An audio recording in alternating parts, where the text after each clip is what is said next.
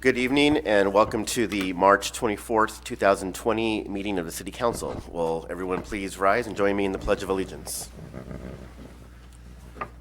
I pledge allegiance to the flag of the United States of America and to the republic for which it stands, one nation, under God, indivisible, with liberty and justice for all.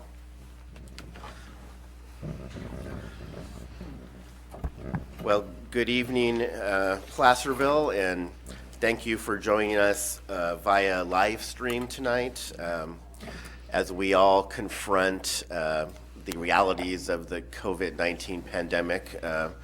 We have moved to a live stream with email participation tonight.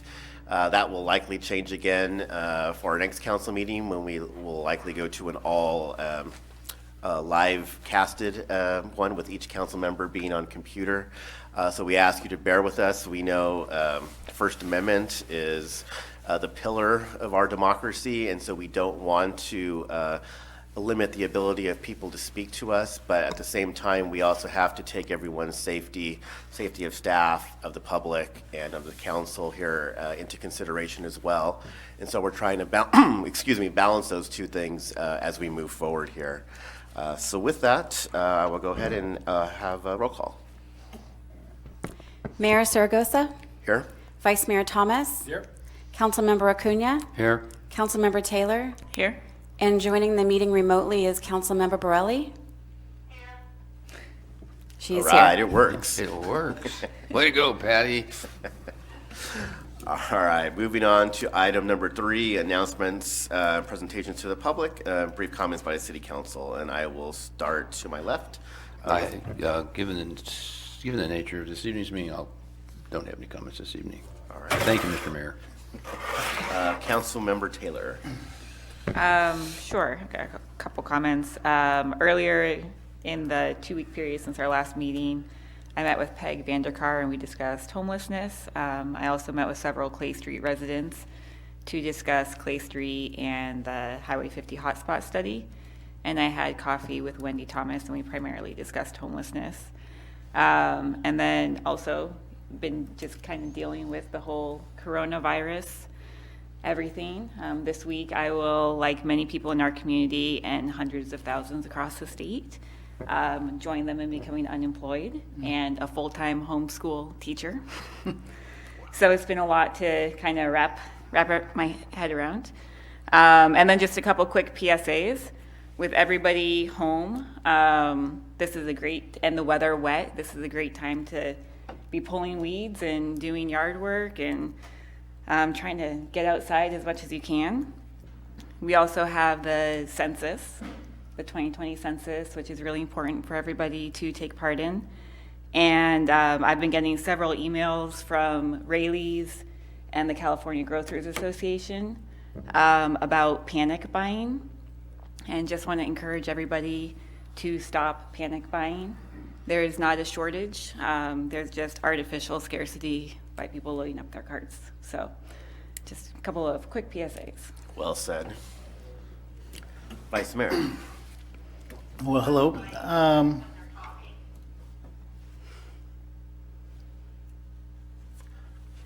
Yes, Councilmember Borelli. No, I've just been sitting home like a good girl. That's good. That's what we're supposed to be doing.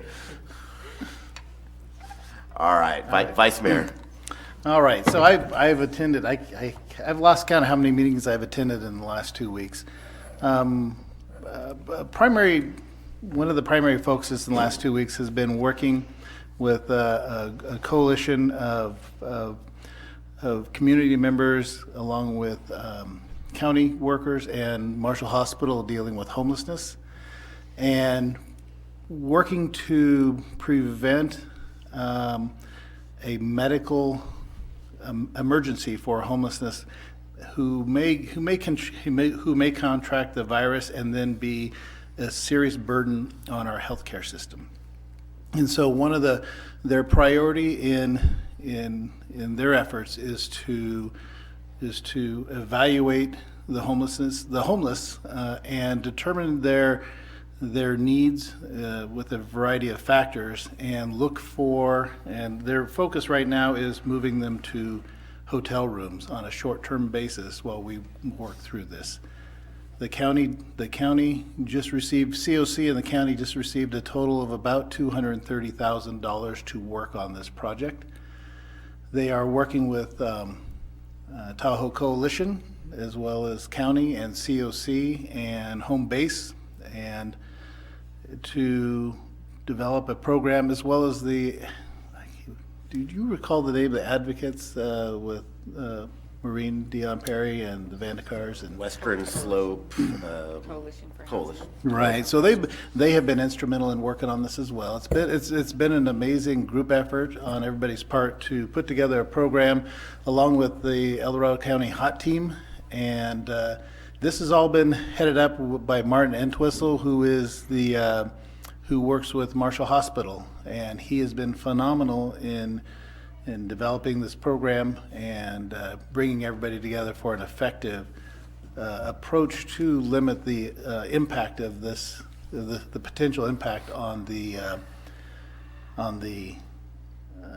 medical system if we were to have an outbreak here in our community.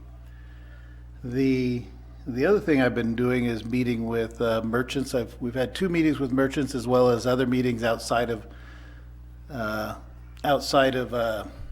lot of conversations going on outside of the program, meeting with merchants to work on ways to develop outreaches to the public to let them know who's open and what they're doing, whether it's Facebook marketing or direct to consumer marketing on a variety of different methods, and which some has been very successful and some has been challenging. I do know that, and this is one thing that's been really heavy on my heart, is the impact to our merchants on Main Street and their the loss of all of the Main Street, actually the whole town. I can't just leave it to Main Street. I've been having a lot of conversations with merchants, trying to push out as much information as we could to aid the employees that are out of a job, and it's heavy on my heart. I wish there was more that the city could do. I think that the federal government and the state are stepping up to the plate, and I think they're going to do some really great things to support those employees. I hope that all comes to fruition. And so with that, I am done, and I wish everybody well as we move through this. Thank you, Vice Mayor. I'm going to save my comments for the top of item 12.1. So we'll go ahead and move. We do not have any closed session reports tonight, so we'll move to adoption of agenda. Move adoption. Second. Second, let's go ahead and call roll call. Mayor Zaragoza, Aye. Vice Mayor Thomas, Aye. Councilmember Acuna, Aye. Councilmember Borelli, Mayor Zaragoza. Aye. Vice Mayor Thomas. Aye. Councilmember Acuna. Aye. Councilmember Borelli. Aye. Councilmember Taylor. Aye. Thank you. In delay. Thank you. Agenda is adopted, and there are no ceremonial matters tonight. So we will move on to item 7, public comment. This portion of the meeting is reserved for persons wishing to address the council on any matter not on the agenda that is within the subject matter jurisdiction of the city council. And again, we're going to be doing this by email this evening. And so, Regina, would you give out your email, what email address we're using for this tonight, just in case people don't have it? Certainly, Mr. Mayor. So my email address is roconnell@cityofplacerville.org, and that is ROCONNELL@cityofplacerville.org. Thank you, Regina. So what we're going to do is, well, first, item 7.1, written communication. Cleve, do we have any written communication this evening? Okay. So for oral communication, as I mentioned, we're going to be doing this remotely via email. So what we're going to do is take a 5-minute break to see if we have any emails that come through, and then we will read those comments into the record and go from there. Thank you. So at that, we'll take a 5-minute break. Thank you.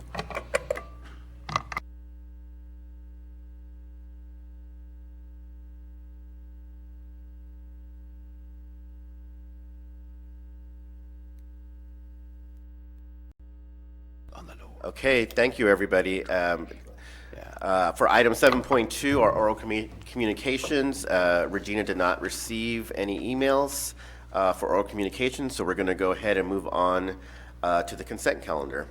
Item 8.1, approve the minutes of the regular city council meeting of March 10th, 2020. I'll move approval of the consent. I'll second.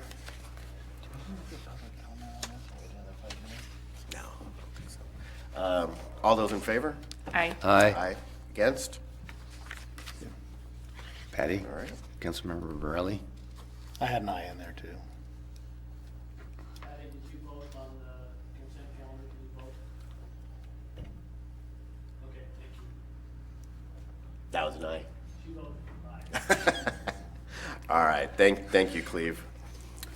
All right, so moving right along here, item 9, nothing was pulled from consent. We do not have any ordinances or public hearings tonight. So that moves us to item 12. Item 12.1, adopt a resolution ratifying the proclamation of the city manager proclaiming the existence of a citywide local emergency in the city of Placerville. And Mr. Morris has this item. Thank you, Mayor and Council. I think that most of you are probably as up to speed on this about as I am.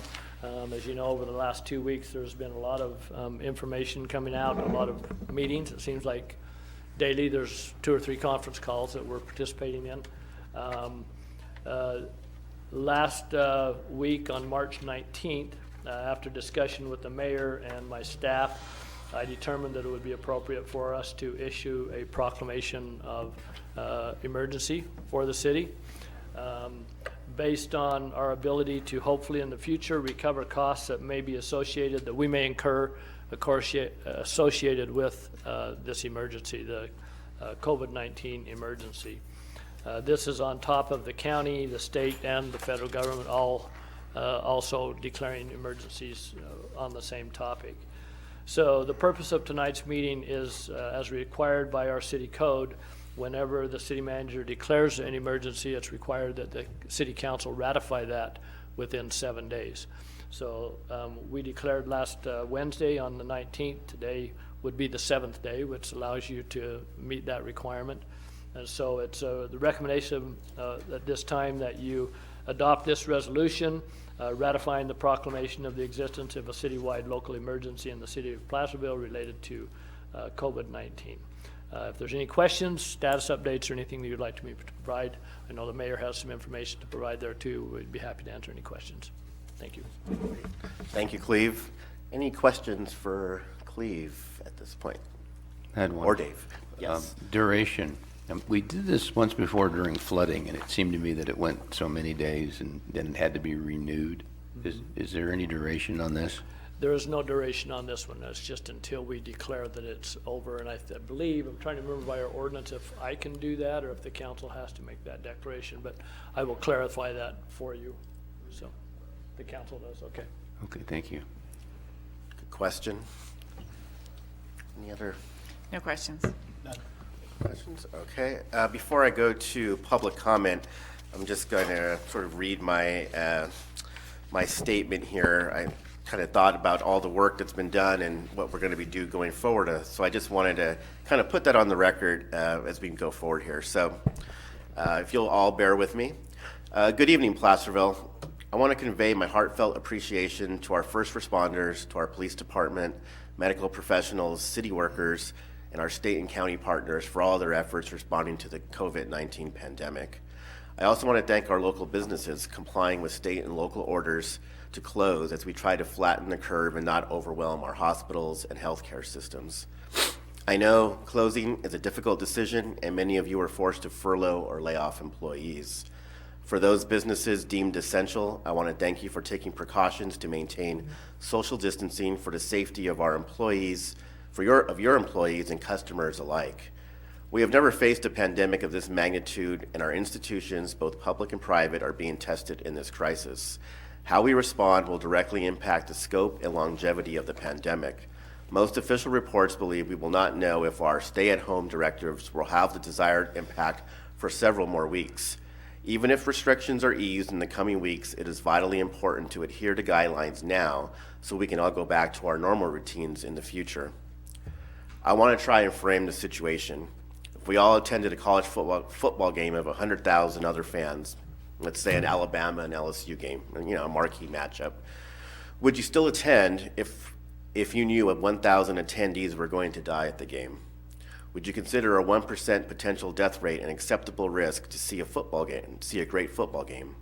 I know there's some hardcore fans that probably would still go, and maybe I would too if I was Alabama. No, I wouldn't.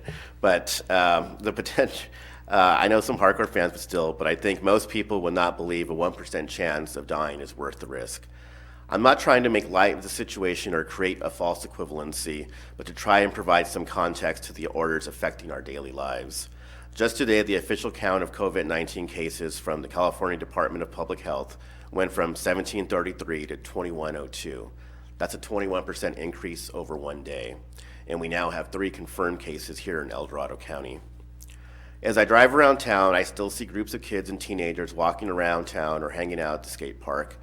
Because reports show COVID-19 disproportionately affects seniors, perhaps they do not feel this pandemic will infect them. It may not, or it may only affect them mildly, but it can infect their parents, their grandparents, or other seniors if you are a carrier. Parents, please monitor where your children are located so they are not spreading or getting themselves needlessly infected with COVID-19. And just for the kids out there as well, there are no toddlers walking around by themselves. So every school-age kid I have seen knows better and has access to 24/7 media to know that they should not be hanging out with their friends at this time. School is closed for a reason, and it is not summer break to hang out. On March 19th, the governor issued a stay-at-home order, and all Placerville residents should comply with his order except for those working in essential industries or to procure exemptions such as food, gas, prescriptions, other medical services. The city has taken steps to protect our workers and residents, and all city facilities are closed except for the police department, which still has walk-in service for required contact and emergencies. However, our dedicated city employees are working to make sure services are still provided. If you need to contact the city, you still can. You can call us directly, and I would also direct you to our webpage, cityofplacerville.org. You can also check our city webpage for local and general information on COVID-19. You can also go to covid19.ca.gov, where there are links to apply for unemployment as well as for SBA small business loans. As information is rapidly changing, we will try and update our webpage as quickly as possible, and I know the governor's webpages will do the same. I'd like to thank Vice Mayor Thomas for his efforts on a couple of fronts, for his work with local merchants downtown to try and find creative solutions to keep businesses viable, and for his work with homeless advocates and our local continuum of care and county services as we try to simultaneously seek safe solutions for our unhoused during this crisis. I want to thank all my council colleagues, the city manager, Dave Warren, for stepping in as Cleve was out. Again, Cleve can't take vacations anymore because something always happens when he's gone. The police department and all of our staff for their efforts during this time. I know everybody has stepped up and talked to our neighbors and businesses to see what we can do as a community. And lastly, I just wanted to give a collective thanks to all of you in our community. Most of our residents have taken this threat seriously and have abided by a stay-at-home order. I want to thank you. As we all know, Placerville has a disproportionately older population, and all our collective efforts will help lessen the risk to our senior neighbors. But like a good rural community we are, there is a great deal of self-reliance and not looking to government for the answers to everything. I am continually inspired by social media posts and groups that come together to ask if neighbors need help or need a ride to the market. It's those small acts of kindness that make Placerville such a special place to live and a place I'm proud to call home. So do continue to stay home to the extent possible, and if you're able to, support our local businesses and restaurants as we all try and navigate these unprecedented times. Thank you. Okay, getting back. We will now do another 5-minute break so that we can take any comments from the public. And again, Regina, can you say your email again? Certainly. My email address is roconnell@cityofplacerville.org, and that is ROCONNEL@cityofplacerville.org. Thank you. We will be on a 5-minute break.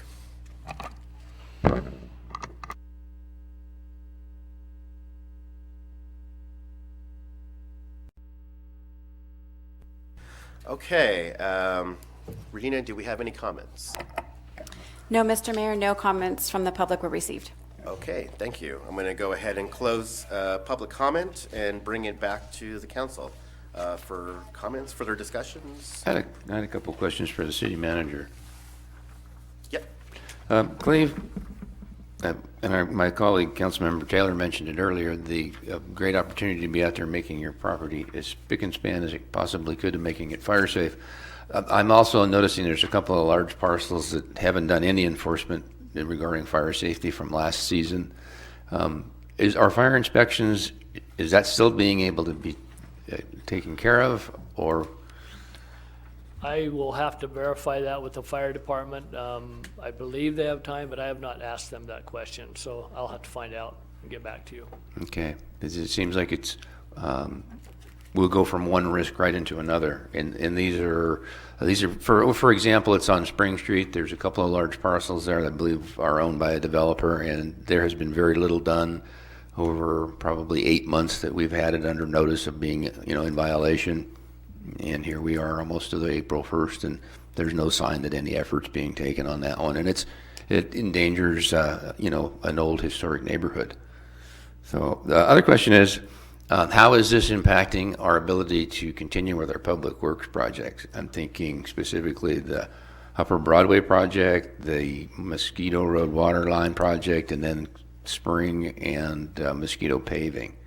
What is the status of those? They are still moving forward. Our engineering department staffing is all up and working. In some ways, the amount of traffic coming in there is less right now, so that frees up their time to work on those projects. So they are moving forward. I believe Upper Broadway is not moving forward right now due to the weather. They're waiting for a clearer span of weather, probably wait at least till April 15th now to make sure. That's kind of a hard deadline that Caltrans establishes for work projects, construction projects. And then from there they can move forward without having to worry as much about the weather. I mean, there's still a possibility, but not as much. So that one is, as I understand it, is not working right now. I'm not sure about Mosquito. I haven't been out there to see if they're working through this. They were going and as an underground project, I believe they were somewhat going to work through the weather as much as they could. So, but they are moving forward, and all of our other projects that are in engineering are being bid and going out as planned. So. But the contractors haven't pulled their employees off the projects. No, they haven't. It's my understanding that construction projects can move forward as an essential work as Correct. one of the lists, so they are moving forward. So. Last question. And I believe it was last night's speech from the governor himself. He talked a couple of days ago. He mobilized the National Guard, and then last night he talked about taking back a bunch of armory projects and reestablishing the Guard in those. Have we heard anything about our armory? We have not. We've tried to communicate with them, and I've had a call in there. I don't know if Mayor Zaragoza has found out anything. At this point, I have not been able to get any connection with them. Yeah, I have a call into the director of DGS as well as an email, and have not heard back yet, although I just did this yesterday I called and emailed him, so I haven't heard anything back yet. But if I get any information on that as well, I think we're all trying to figure out what's going on with the armory. It's sort of whipsawed between affordable housing, then homeless, and now we've heard on this third go around about them being potentially needed for our National Guard. And in fact, I know one in Riverside has already been repurposed back to the National Guard that had been used for the homeless. So that is happening. Oh, thank you. Any other? I've Yes. got one question. Dave, we had talked about getting an update on city-run programs that are being delayed or postponed, and I haven't seen anything posted. Do you know if something's been posted? I do. We posted a list of special interest classes and leagues that have been canceled or are Okay. going to be rescheduled on our Facebook page. It's on the and Facebook website. page? Okay. Yes. And just so you know, that everything through April 30th, we canceled. So. All and I will- classes and- All classes, recreation programs, et cetera, were all canceled. I believe all of them, right, Dave? Is that what you understood? The majority of them, yes. Yeah. And that includes just, I want to get this out there because I got a call on it today, our Rise and Shine event for April 25th, I think it was scheduled, has been canceled also for this year. So That's too bad. Is it going to be rescheduled or? it's possible. We haven't had that discussion Yeah, yet, okay. working with the churches. I know I got an email from one of the churches, actually I'll state it, Green Valley Church today, saying that, and I know there's an email to Mayor Saragosa along these same lines stating that we know we may have to cancel Rise and Shine, but is there something else that the churches can do to join together to help with the current emergency? Is there something we could be doing? And so we'll have that discussion.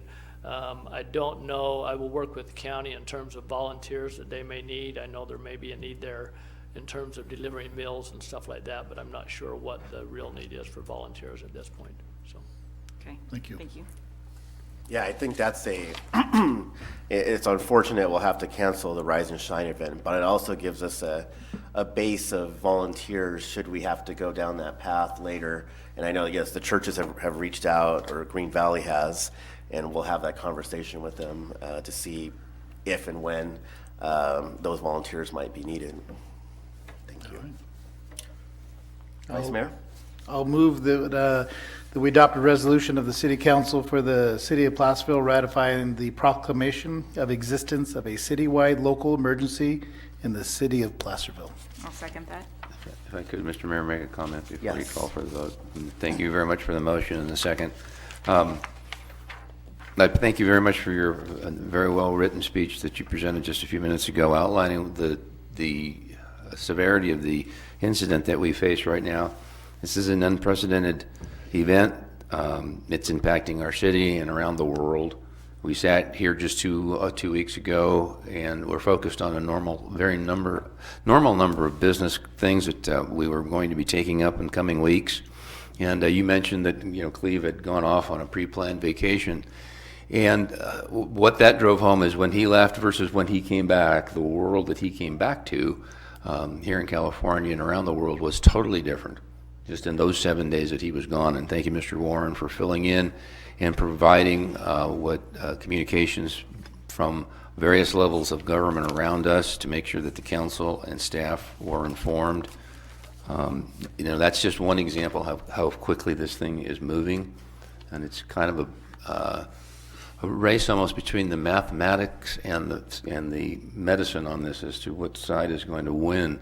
Unfortunately, the exponential expansion of the virus seems to be showing that the mathematics are a very scary consideration. Who would have ever thought that? I never thought that this would be a situation where we would face a crisis such as this, where we've had to shut our entire town down. Totally unheard of. But at the same time, I would hope the public understands that we take this situation very seriously.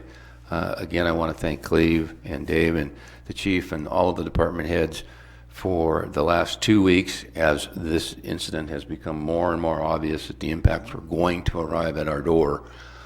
They have done what I feel has been an outstanding job of being prepared behind the scenes without creating any panic, without spending any funds unnecessarily, but they have had those discussions amongst themselves and among their departments and amongst their employees to be prepared for this as this doubles and triples every day in our world right now. And it is going to be that kind of planning that will allow us to survive this. As a community, we'll get through this. I want to thank them also for recognizing the value of protecting all of our city employees and their families that they have waiting at home. As other organizations are just now doing what we've already done a couple of weeks ago as far as separating employee groups, what have you. We're already ahead of that curve. And so a lot has been going on quietly behind the scenes, and I hope the public appreciates that. I know I'm very proud of what's gone on. Also very pleased in my years on the council, the coordination that's going on during this event between Don Ashton at the county and Cleve Morris here at the city is absolutely something I had never seen before. It is going to, the relationship that those two gentlemen have developed over the last 3 years is paying massive dividends for the citizens and the employees of this city right now. There are no silos, there are no egos, there are no territories being protected. Our city staff has been combined into the operations with the county and all the various other emergency services that they all know they need to provide in their areas of expertise. And that never had happened before. And so I would also thank Sheriff DiAgostini for his cooperation with our chief and Chief Ortega for his openness to working together. That is the kind of thing that's going to get us through this. That did not exist necessarily in the past. So, and also thanks to Supervisor Veerkamp for his leadership over at the Board of Supervisors, because it's this is certainly a time when we need to be able to work together. And so all our efforts in the past 2 or 3 years are really, I think, going to help us get through this in a much easier. So let's just keep our fingers crossed that our numbers continue to be low. Every day that we do have low numbers is a positive thing. So with that, I thank you very much. Thank you, council member. Any other comments? All right, we have a first and second. Let's call roll. Mayor Saragosa, Aye. Vice Mayor Thomas. Aye. Councilmember Acuna, Aye. Councilmember Borelli, Councilmember Borelli? Yes. Aye. Yes. she says aye. Yeah.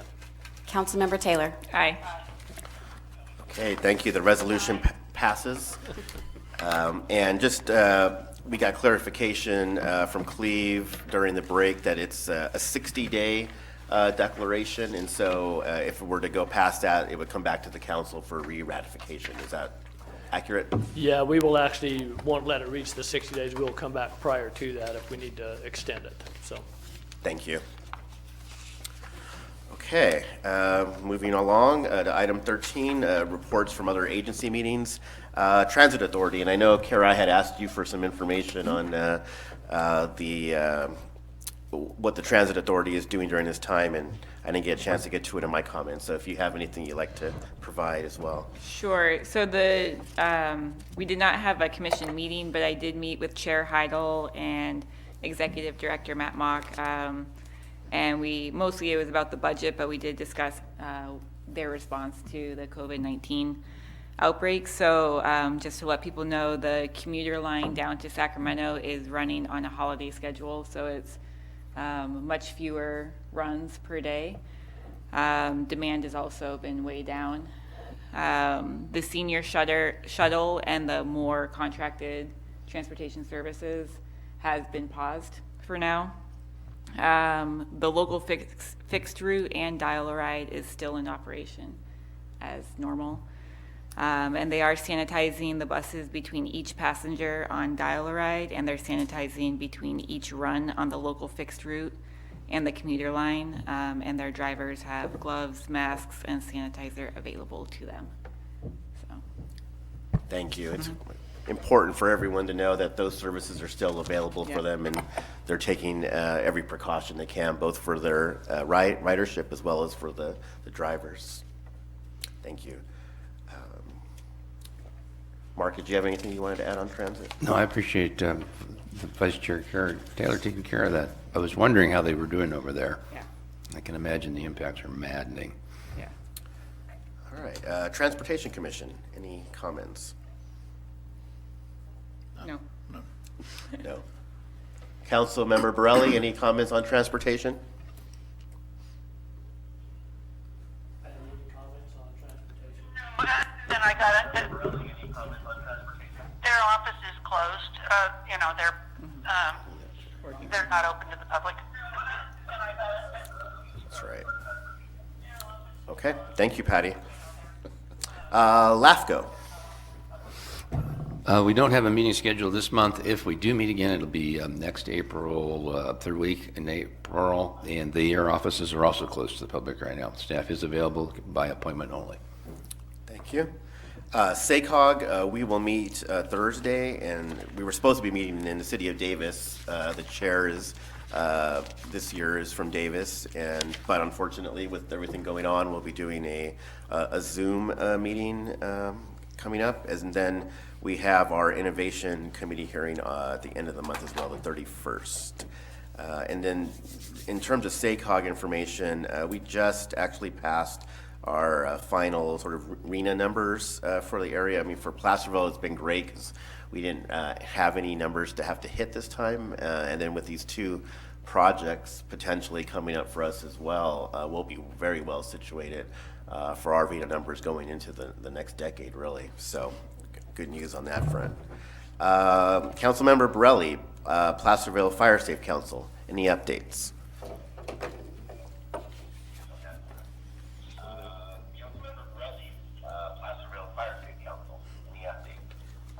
No, we've also, all of the meetings that were scheduled have been canceled. All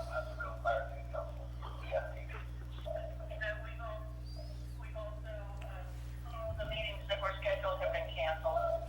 I think we got that twice. Okay. I like the feedback is giving a whole new feel to our city council meetings. All right, thank you, Patty. We'll move then on to item 14, requests for future agenda items. No, not at all, Patty. It's perfectly understandable. Any?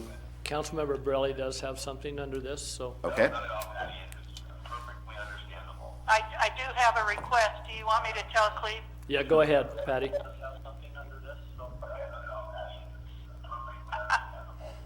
do have a request. Do you want me to tell Cleve? Yeah, go ahead. Okay. I'm sorry for all this feedback. Oh, dear. Okay. Sorry for all this feedback. Yep. Maybe Patty, if you could you turn the volume down on your computer while you announce this? It might be easier. I can't, but you know what? I'll go in the other room. Okay. Cleve, okay, how's this? That's good. Go ahead. Perfect. Okay, Cleve, what I would like is to request that we invite Commander Wren to come before the council and tell us about his recent experience with the FBI Academy. Absolutely, we can do that. Yep. It's a great idea.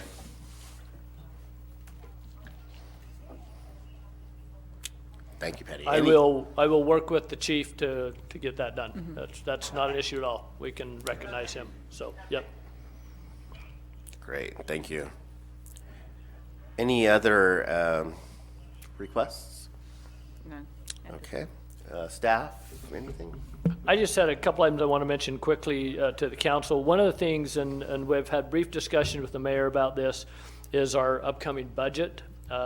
Based on what is going on, I believe we have a budget hearing scheduled in April. Also, I forget what date we had our goal setting workshop scheduled. Both of those we've kind of set aside for now. But I just want to let you know that staff is working on looking at what we can do based on our estimates that our revenues are going to be down this year, that we're going to have to recognize that. We did get some information from our sales tax reporter, HDL, the other day, and we're analyzing that right now, Dave and I, to see what effect or how we might use that in our projections for revenues. But we are looking at perhaps ways that we might want to consider, what's the word, Dave? Shortening or expediting our budget process, because we may have to miss a couple of those hearings. Plus, staff is looking at, for example, tomorrow I'm looking at doing my staff meeting remotely through Google Hangouts with all of my staff. And those type of things all make it very difficult to have those good, deep discussions we need to have on the budget. So we are going to be working on that, Dave and I, and we will come back with some recommendations for the council of how we may proceed with the budget for this year due to the emergency and what's going on. The second thing I just wanted to maybe give the council a little information update. First of all, I want to publicly state how proud I am of all of our staff and the work that they've been doing. There's a lot of pressures out there for them too, and wondering, especially before we had shut down to the public. But even now, there's still certain functions. Some of our public works people are out working still. The potential to run into the public. Our police officers, obviously, on a daily basis, are dealing with the public and have concerns. And we were working on, I know that Chief Ortega and Commander Wren, that now is back, have been working on some protocols for their people. We had some general things set up. They're setting up some more specific protocols to protect our police officers. The last thing we want is to have them infected and have to look at elsewhere for police employees to help us get through this. So we hope we are implementing all the protections we can. I will say that our wastewater treatment plant, there's still quite a concern there because there is a lot of question as far as how long this virus might stay in waste effluent that's coming into the plant. So there are concerns there too. We are working on, as we speak, some measures to implement additional protections for our workers at our wastewater treatment plant. We're looking at going to some split shifts, so we have limited number of employees there at any given time, just the minimal number that is required to keep the plant up and running. Besides making sure that they have all the personal protective equipment that they need to keep them safe.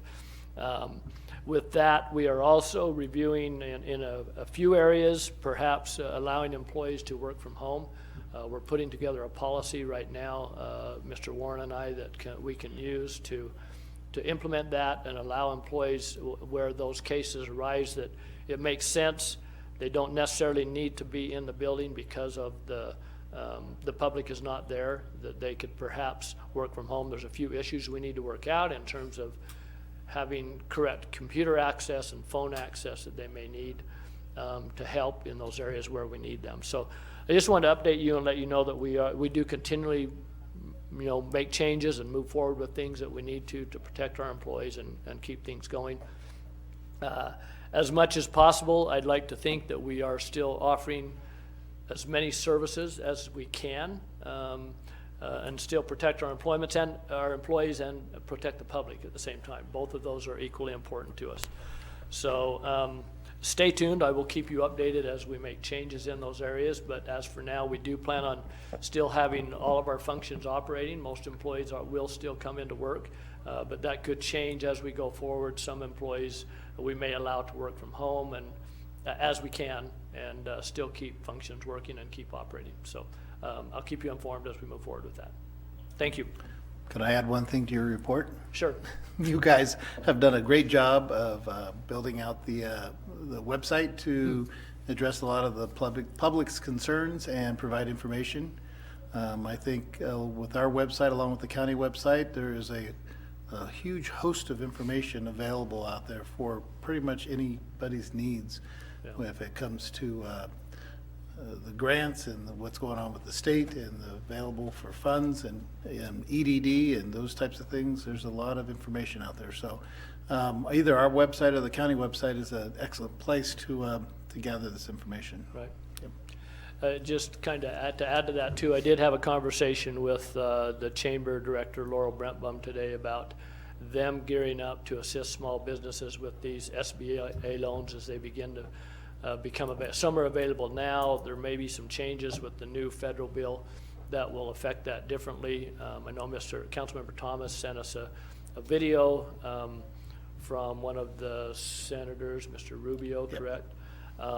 That we have also posted that on our website for people to view. That gives some hope to those small businesses that if the federal government can get this done, put their differences aside and get this passed, it could really help our small businesses. So we'll continue to monitor that, work with the chamber to be ready through their Economic Development Corporation to assist businesses in applying and getting through this. So, Quick question, please. Sure. We've been hearing about a lot of different assistance to workers and families and small businesses and large businesses and corporations. Do you know of anything for municipalities? to? I will say that it's been somewhat disappointing in that one of the original bills that already went through required an additional 80 hours of sick leave for employees, paid sick leave. Unfortunately, that bill gives tax credits to the private sector for that. It does not give anything to the public sector. So there's been some things where we can comment and send comments to the feds to try and change that. I'll try and forward those to you as I see them. If you want to chime in on that, you're welcome to. So I think there will be some things that hopefully will benefit us too. We are also looking at taking advantage of, we have some insurance for revenue protection, right, Dave? And so we are looking at that and what opportunities we might have there through PARSAC. So we are monitoring, looking at everything that is available, and we'll try to take advantage of that as it becomes available to us. So, Okay. Thank you. Cleve, we just had one thing, and I know you've been doing this, but we haven't really. I don't know that we've published this anywhere. But can you talk just a second to the encroachment permits that we've done for some of our businesses on Main Street as well as on Broadway, I think as well. Sure. But just Yeah, for anyone that might not know. yeah, it's actually citywide, and what we've done is we have a no-cost business or encroachment permit that we will issue to businesses if they are still operating and offering takeout, to where they can get an encroachment permit for the parking spaces or the front of their business, if you will, and allows them to allow people to pull up and get deliveries in front of their business. I know several of the businesses have taken advantage of that at this point, and we'll continue to offer those to businesses that see the need and want to do that. So, Thank you. Mark? Mr. Mayor, perhaps you and the city manager can shed some light as to what our thoughts are for our next meeting and how that is going to be communicated and facilitated. Just to share brief sure. comments. We were actually doing some work today with myself and our IT people, testing the app that's called Zoom. You're probably familiar with it. It's a pretty powerful conference call program, and seems to be one. As I've talked to other city managers around the area, a lot of them, that's the program that they're using. There's others out there also, but that seems to be the one that a lot of them are using. So that's the one we're focusing on right now. One of the things that requires is each of us to have the electronics to be able to do that. I sent an email out to each of you today to see what you have, and I did get a couple of responses. So if you don't have that, let me know. Right now, assuming that things continue to escalate in terms of the seriousness of this, we will probably recommend that we consider a all digital remote meeting for our next meeting. We think we have the capability to do that and stream it directly from Zoom to our YouTube channel, so it would be also be live. We will look at what we do in terms of public comment for that. I've heard a couple of different versions of what other cities have done, and we'll review what is best there. But unless you object and want to meet like we are tonight, we could consider that and doing the same thing again. We're preparing to look at doing a Zoom conference meeting for our April 14th meeting. So I'll take any feedback you have on that. But I'm certainly supportive of the Zoom meeting. I've probably done a couple of dozen of these already in my day job as well. I think everyone's switched to this. Certainly at the legislature, there's no in-person meetings. That building's completely closed unless you're staff or an actual elected official or state legislator. So I think it's a good way for us to go. I do want to look at all options that we can to make it as easy as possible for the public to interact on that platform. And I know there's probably some best practices out there already for cities that have done it, but I think that's a good, cautious way to go forward here, not just for us, but especially for the public and for everyone here, all the staff that's here. We don't need to unnecessarily put anybody at risk.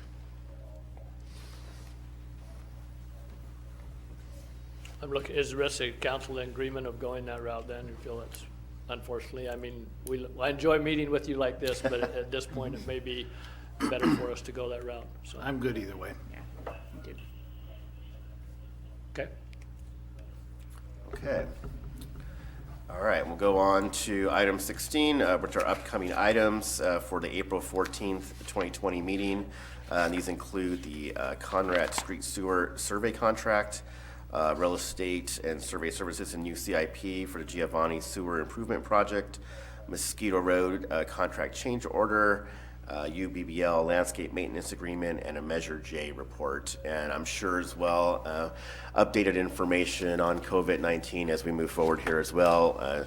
2 weeks will be almost, as we've seen what's happened in the last 2 weeks, 2 weeks future from now could be a completely different situation as well. So we will keep everybody informed to the extent that we can. So with that, a little bit at 7:05, I will adjourn tonight's meeting. Thank you, everybody.